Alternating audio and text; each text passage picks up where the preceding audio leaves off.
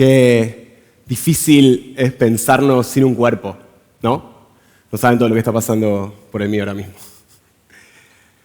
A los humanos nos ha resultado y nos sigue resultando muy difícil pensar un futuro en donde parte de nuestra corporalidad y nuestra percepción estén inmersas en experiencias virtuales. Y si hacemos un poco de historia, esto tiene sentido.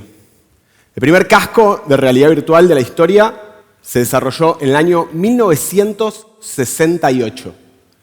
Y los científicos y los ingenieros que trabajaban en ese proyecto, al ponerle nombre a ese casco, dotaron a todas estas tecnologías de un trauma de origen que nos acompaña hasta hoy.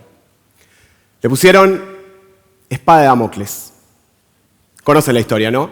Damocles era un cortesano que le tenía envidia a su rey por el poder y los lujos con el que éste vivía. Entonces el rey se entera y lo invita a Damocles a vivir un día como él.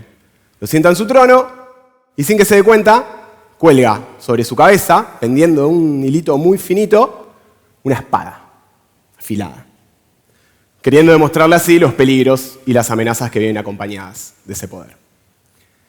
Esa espada, que surgió con los orígenes de la realidad virtual, de alguna manera nos acompaña hasta hoy. El problema de todas estas tecnologías es que están desde hace mucho antes en las distopías de ciencia ficción que en nuestras manos. Narrativas como Snow Crash, Ready Player One o The Matrix nos enseñaron que la realidad virtual solo podía ser una especie de jaula invisible en la que no sabíamos que estábamos viviendo, o una manera de escapar de una realidad física desigual y asfixiante.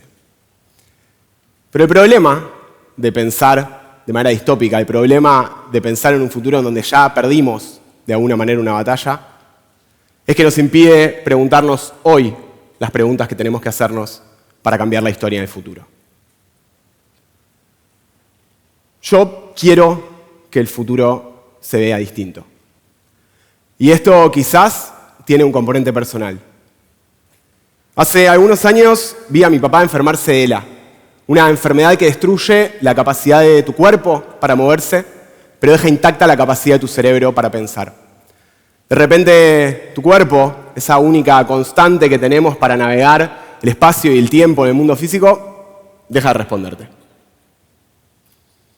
En ese momento surgió la pregunta: ¿y si eso me pasa a mí? Y de casualidad, en ese momento surgió mi interés por estas tecnologías. Quizás como una manera de tener posibilidades de explorar mundos sin un cuerpo físico funcional.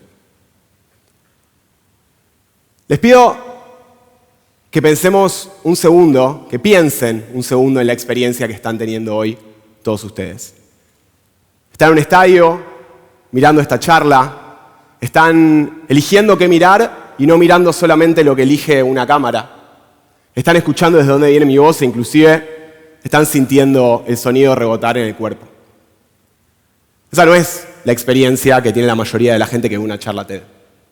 En este momento, o en algún momento del futuro, hay alguien mirando lo que tengo para decir desde la pantalla de su computadora o desde la pantalla de su celular. Quizás sentados en el subte, o probablemente sentados en el baño, y muy probablemente haciendo otra cosa. A esa persona, a la del baño particularmente, le pregunto: ¿qué crees que haría falta para que tu cuerpo se sintiera hoy acá?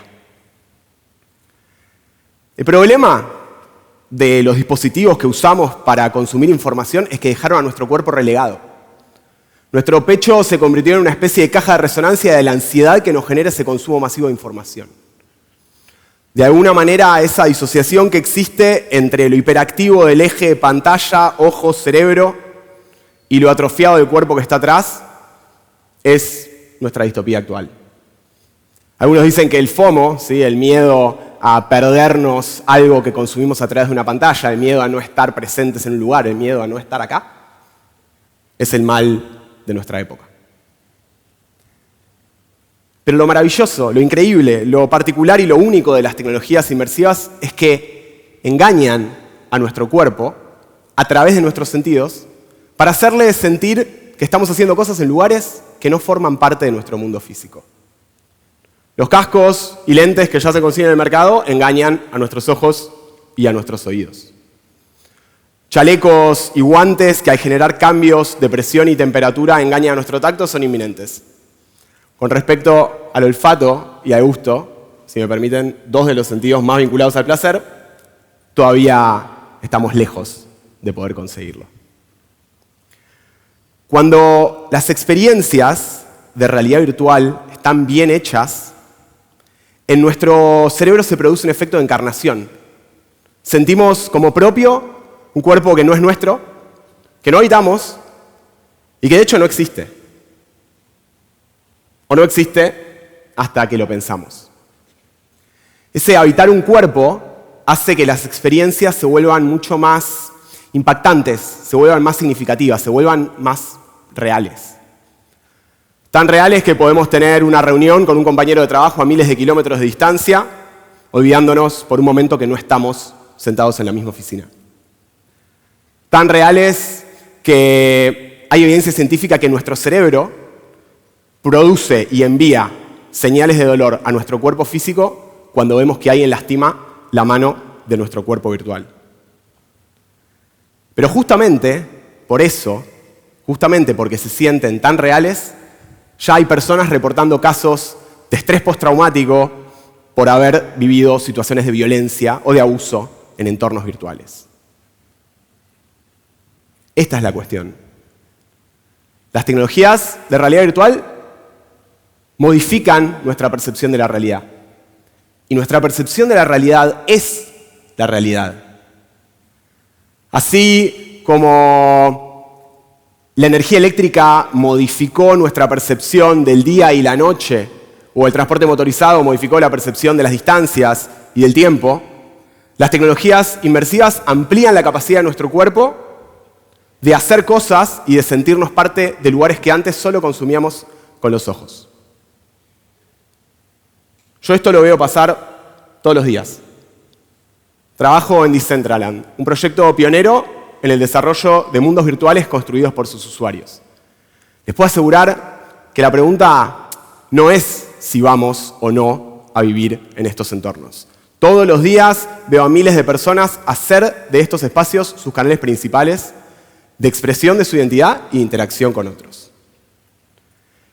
Entonces, si vamos a vivir en estos espacios, si vamos a transferir parte de nuestra corporalidad a estas plataformas, tenemos que ser cautos y tenemos que pensar y tenemos que decidir a dónde queremos estar. Y lo tenemos que hacer antes de que sea demasiado tarde. Hace algunos años, cuando aparecieron las redes sociales y modificaron por completo la manera en la que nos vinculamos con otros, la manera en la que comerciamos e inclusive la manera en la que hacemos política. Ese conjunto de tecnologías que no habían aparecido antes en las distopías de ciencia ficción, que no nos habían dado tiempo a los humanos de pensar de qué manera queríamos vincularnos con ellas, modificaron por completo nuestra realidad. Con cada clic, con cada like, con cada comment, estábamos construyendo la mayor base de datos de comportamiento humano de la historia y no teníamos idea del impacto que eso iba a tener en nuestras sociedades. Con las tecnologías de realidad virtual ya no van a ser nuestros gustos, nuestros intereses y nuestros contactos. Van a ser nuestros cuerpos, nuestros sentidos y nuestra percepción de la realidad las que estén en juego.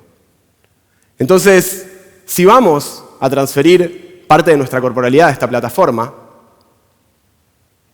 ¿qué opciones vamos a tener para representar nuestros cuerpos?